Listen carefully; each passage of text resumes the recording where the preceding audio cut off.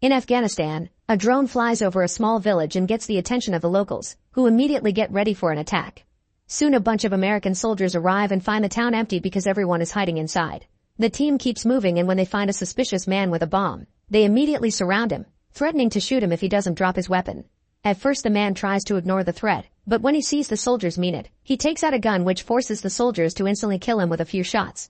Then Jake informs Colonel Mason about the dead man and the bomb, asking for permission to disarm it. Mason refuses, but Jake ignores him and works on it anyway, successfully disarming it. At that moment, a secret second bomb goes off and kills most of the soldiers. Soon the men come out of the buildings and surround the Americans as they open fire, and a vicious gunfight begins. American soldiers are falling everywhere and only Jake and Mason are left alive. Jake runs to join his colonel and is almost shot by the enemy, but Mason saves his life right before a helicopter shows up. 5 years later, Jake is trying his best to deal with a new life as a civilian while taking medicine for his PTSD. His new job is at an auto shop owned by Earl, where he has to work extra hard to deal with some entitled clients. After work, Jake goes home to spend his time with his family. He always makes sure to keep a happy mood for his son, but in private, things get tense when his wife points out they have lots of unpaid bills. However, Jake promises to take care of it like he always does. When Jake puts his son to bed, he shares a picture and a story about his old squad and the fact Mason was at the hospital when the baby was born. Jake laments not having spoken to Mason in a while, and when the kid asks if he ever killed anybody, Jake dodges the question. The next day, Jake goes to work and finds a group of gangsters claiming that Earl owes them money. When Jake tries to kick them out, the leader Fresh sends his men to beat him up, but Jake easily defeats them all with a wrench. Fresh makes him stop by showing him his gun, then he leaves with his gang after promising a round 2 in the future. Afterward, Jake confronts Earl, who confesses he used to be part of a gang too but was fortunate enough to leave that life and build something he could call a home. Earl promises he'll always protect his block, so Jake doesn't need to worry about his family. Jake feels like he's still at war and calls his family to check on them, hearing his wife say he should have called the cops instead of getting involved. Later in the evening, Jake goes home and sees Fresh in his car mentioning payback before driving away. A panicking Jake rushes inside the house and is devastated to discover his family is dead, so he screams and cries as he has a total breakdown. Moments later, the police arrive and try to ask him some questions, but Jake snaps and goes away in his truck. He drives through the city looking for Fresh's car while his mind keeps going through his happiest family memories. Eventually he finds the car outside a naughty club, so Jake rushes inside with a gun in hand and begins shooting every single gang member without hesitation. When he is about to kill Fresh, the man explains that he hadn't meant to kill Jake's family but he was given no choice. This doesn't change Jake's mind and Fresh gets shot too. 5 months later, Jake is serving time in prison for his crime and his PTSD gets worse as he spends most of his day picturing Fresh killing his family. One day, Jake is surprised to get a visit from Mason, who offers his help to reopen the case. However, Jake refuses because he thinks he belongs there and repeats what he told the judge. He got his revenge and now has zero remorse. He'd even do it again. Then Jake asks Mason to never come back and tells the guard to take him back to his cell. That night, Jake keeps remembering his days with the army and how Mason had retired after saving his life. Sometime later, Jake is visited by a stranger named Ramsey, who mentions he runs a private task force. However, Jake doesn't let him say more and once again asks the guard to take him back. Later in the evening, Jake is dreaming about his family when suddenly, a bunch of masked men break into his cell and sedate him before kidnapping him. When Jake wakes up later, he finds himself out of prison and discovers his kidnapper is Ramsey, who confesses he's been watching Jake for a long time and is impressed by his record. Ramsey's organization, called Section 8, doesn't play by the rules, and Ramsey thinks they can give Jake back his purpose. As a final touch, Ramsey says Jake's son would like to see him as a hero, not a convict, so Jake finally accepts to join. Later in Washington, D.C., Ramsey introduces Jake to the rest of the team, Elias, Ajax, Brunner, and Mueller. Then he gives him a tour of what he calls the Batcave while explaining that they have 8 operatives in Washington and 8 elsewhere in the world. Their orders come from the State Department and the NSA, always related to taking care of threats against national security. Since Jake is just starting, Mueller will be his watcher and go with him to all missions until he gains seniority. Jake will also be given a bank account, an apartment in the city, a vehicle, a backstory, and an alias because to the world he's dead. Then Ramsey has to leave, so it's up to the team to put Jake through the initiation process. Ajax starts to provoke him, pushing him around and throwing some punches. Jake refuses to fight and does his best to dodge them all, but Ajax becomes so aggressive that he makes Jake snap. He pushes Ajax to the floor and almost stabs him in the eye with a pen, but suddenly a memory of his family flashes in his mind and he calms down. Then Jake leaves, and a frustrated Ajax points out that Jake has shown fear and that means he doesn't belong with them, but Mueller disagrees. Sometime later, Jake and Mueller get on a plane and discuss Jake's first mission. The target is a man called Castillo, a defense contractor that also works as a weapon dealer. Recently he's put his hands on some dangerous schematics that he'll sell to the Russians, so Jake's job is to retrieve the schematics and kill Castillo and his men. Jake realizes they're essentially a group of assassins and doesn't look forward to killing again.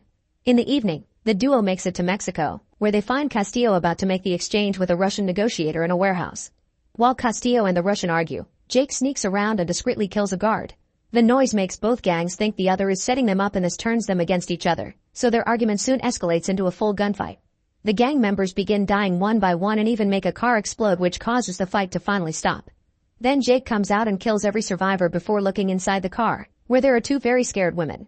Jake ignores them and takes the schematics before leaving. Later at the base, Ramsey scolds Jake for compromising the integrity of their mission by leaving those two women alive. Jake tries to explain they were victims and accuses Ramsey of disregarding human life, so Ramsey threatens to send him back to prison if he doesn't obey. Then Jake is dismissed, and Muller tells Ramsey that Jake did good, but Ramsey is still hesitant, so Ajax cuts in and implies that Ramsey made a mistake. Once he's left alone, Ramsey calls someone named Locke. The next day in Nevada, mercenary Locke breaks into a hotel and kills a few employees before entering a room, where he scares away the women before confronting his victim. The guy knows Ramsey sent Locke and tries to bribe him with a huge amount of money, but Locke kills him anyway. Afterward, Locke escapes through the hotel's casino, but the guards immediately get suspicious and go after him. Locke easily beats up every guard that comes close and begins running, breaking things on the way and knocking out the guards that keep coming. Eventually he takes out his gun and shoots a few bullets just to cause panic in the gambling crowd. He also kills a guard before going outside and stealing a car to escape. Meanwhile, Jake moves into the new house and is shocked to find a frame with a bunch of pictures from his time in Afghanistan. This reminds him of a conversation he had with Mason, during which Jake blamed himself for getting him injured and Mason made sure to comfort him. Later, Jake is drinking at the pub and Muller joins him, so Jake tries to get some information out of her. Muller doesn't know anything about Ramsey, but she explains that she used to be in the army and punched the commander officer that reprimanded her. Sometime later, Ramsey gives them their new mission. They must retrieve digital information about a sensitive case and kill Senator Graham, who is a traitor to the country and has paid many people to stay free. Security will be very strict, so Ramsey reminds everyone, especially Jake, that they must fight back. A few hours later, the group makes it to Graham's event in California disguised as landscapers. Muller sneaks inside to kill all the guards she can find, and eventually security learns of the situation, so they take Graham away in a van. While Muller hacks the senator's computer, Jake chases after Graham, shooting a few bullets to no avail. The van is too fast for him, so Jake takes a shortcut by jumping over a hill and manages to block the road. A guard tries to fight him, but Jake quickly kills him before approaching Graham, who begs for his life while saying he has a family. Jake is suddenly overwhelmed with memories and decides to let Graham live. However, the team shows up and Ajax kills Graham before reminding Jake not to hesitate. Later at home, Jake struggles with his guilt and cries while looking at pictures and drinking. Suddenly he sees masked men running outside his window, so he hides before they enter his home. The men look for him in every room, but Jake manages to escape through the back door. The next day, Jake goes to see Mason and tells him the whole story. Mason mentions he knew the real Section 8 was dismantled in the 90s and the one functioning now is just a cesspool of disgraced agents from the Army, CIA, FBI, and the like. They even have important connections in Washington, so if Jake is running from Section 8, he's in serious danger. Mason has never heard of Ramsey and promises to make some calls. He also agrees to help Jake with some money and a gun. Afterward, Jake returns to his hometown and gets a call from Ramsey, who wants to meet to talk things out, but Jake refuses. Then Ramsey asks Muller to call Locke, who is currently hiding in Argentina, to give him the mission of killing Jake. Sometime later, Jake bumps into his son's best friend, and as they talk about the tragedy, he learns that before his family's murder, Fresh was seen with people in black suits like the secret agents seen in comics. Before he can get any more information, Locke shows up and opens fire, so Jake pushes the kid into a shop before running away. Panic takes over the area as Locke kills a few civilians, and soon the police arrive only for Locke to shoot them as well. This distraction allows Jake to escape, so Locke steals a police car and goes looking for him while calling Ramsey to tell him what happened. In the evening, Jake is hiding at Earl's shop and remembering how Earl raised him after his parents died.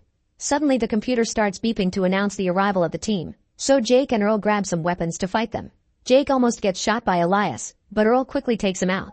Next, Brunner jumps on Jake and they begin fighting on top of a car when suddenly, Ajax shoots at them. Brunner turns around to yell at his carelessness, and Jake uses the chance to stab him with a screwdriver. When Ajax opens fire again, Jake uses the body as a shield and retrieves his gun to start shooting back, but he soon runs out of bullets. Ajax has a few left but wastes them on purpose because he wants to fight Jake hand to hand again to prove he's better. The men begin exchanging hits all over the shop and Ajax tries to stab Jake, but he ends up getting shot by Muller. Afterward, Jake checks on Earl, who is fine, and gives Jake his car keys so he can escape because the cops are coming. Later in the car, Mueller says she saved Jake because she also wants to leave Section 8. Jake doesn't think he can trust her and demands to be taken to wherever Ramsey's staying. The next day the duo arrives in Montana and tries to sneak through a forest to find Ramsey's cabin, but when Jake turns around, he's suddenly knocked out. After dreaming of his family again, Jake wakes up tied to a chair in a room with Ramsey and Mueller, who has been working for Ramsey to set up this trap for Jake. Ramsey says he has a surprise and Jake is shocked to see Mason enter the room, learning he's been working with Ramsey as well.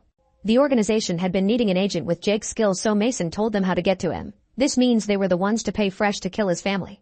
Jake can't believe Mason betrayed him, but Mason just says that Jake was wasting his talent on cars and a kid. Afterward the group leaves Jake alone and Mason pays Ramsey and Mueller the money they agreed on. Ramsey says they should kill Jake because he's a liability and Mason agrees, but he looks inside. While Mueller counts the money, Mason goes to see Jake and frees him before confessing the truth. He had been hired to take down Section 8 from the inside, and now he wants Jake to help him finish the job. Then Mason sets off the alarm on purpose, and when two guards come to check, they quickly kill them. More men keep coming and the duo shoots them all as they make there to find Ramsey. Another gunfight begins as bullets destroy their surroundings, and when Ramsey sees them, he hides with Mueller and offers Jake the money for Mason. Jake refuses with a shot, so next Ramsey tries to convince Jake that this is all Mason's fault, but Jake doesn't believe him. While they argue, Mueller sneaks around and tries to shoot Jake, but Mason tells him to move and takes the bullet instead, knocking Mueller down in return.